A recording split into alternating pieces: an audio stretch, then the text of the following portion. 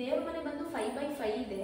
ಇದರಲ್ಲಿ ಯಾವುದೇ ರೀತಿ ಕನ್ಸ್ಟ್ರಕ್ಷನ್ ಏನೂ ಆಗಿಲ್ಲ, ಅಂದ್ರೆ ಯಾವುದೇ ಇಟ್ಟಿಗೆ ಯೂಸ್ ಮಾಡಿ ಇದು ಗೋಪುರ ಮಾಡಿಲ್ಲ. ಇದು ಕಂಪ್ಲೀಟು ಇದನ್ನ ವಾಸ್ಕಲ್ ಮಾತ್ರ ಸಾಲಿಡ್ ವುಡ್ ಅಲ್ಲಿ ಕೂರಿಸ್ಕೊಂಡಿದ್ದಾರೆ. ನೆಕ್ಸ್ಟ್ ಕಂಪ್ಲೀಟ್ ಎಲ್ಲ ಪ್ಲೇವುಡ್ ಅಲ್ಲಿ ಸ್ಟ್ರಕ್ಚರ್ ಆಗಿರೋದು.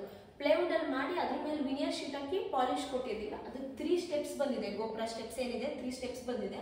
ಅದಕ್ಕೂ ಅಷ್ಟೇ ಎಡ್ಜ್ ಅಲ್ಲಿ ನಾವು ಕಂಪ್ಲೀಟ್ ನೀವು ನೋಡ್ಬೋದು, ಅಲ್ಲಿಗೆ ಬೀಡಿಂಗ್ ಹಾಕ್ಬಿಟ್ಟು ನಾವು ಫಿನಿಶಿಂಗ್ ಕೊಟ್ಟಿರೋದು. ಲ್ಯಾಮಿನೇಟ್ ಹಾಕಿ ಫಿನಿಶಿಂಗ್ ಕೊಟ್ಟಿಲ್ಲ, ಬೀಡಿಂಗ್ ಹಾಕಿ ರಿಯಲಿಸ್ಟಿಕ್. ಅದು ನೋಡಿದ್ರೆ ನಿಮಗೆ ನಾರ್ಮಲ್ ಸಾಲಿಡ್ ವುಡ್ ಅಲ್ಲಿ ಫಿನಿಶಿಂಗ್ ಕಾಣಿಸ್ಬೇಕು, ಆ ರೀತಿ ಪ್ಲೇವುಡ್ ಅಲ್ಲಿ ಕ್ರಿಯೇಟ್ ಮಾಡ್ಕೊಟ್ಟಿರೋದು. ಮತ್ತೆ ಸೈಡಲ್ಲೂ ಅಷ್ಟೇ, ಸೈಡಲ್ಲೂ ಗ್ಲಾಸ್ ಕೊಟ್ಟಿದ್ದೀವಿ. ಇಲ್ಲಿ ಯಾಕಂದ್ರೆ ಇಲ್ಲಿ ಅವ್ರಿಗೆ ಬಾಲ್ಕನಿ ಇದೆ, ಅದರಿಂದ ನ್ಯಾಚುರಲ್ ಅವ್ರಿಗೆ ಬೆಳಕು ಬರಲಿ ಅಂತ ರೀಸನ್ಗೆ ಇಲ್ಲಿ ಪ್ಲೇನ್ ಕೊಟ್ಟು ಇಲ್ಲಿ ಗ್ಲಾಸ್ ಪ್ಲಾನ್ ಮಾಡಿದ್ದೀವಿ.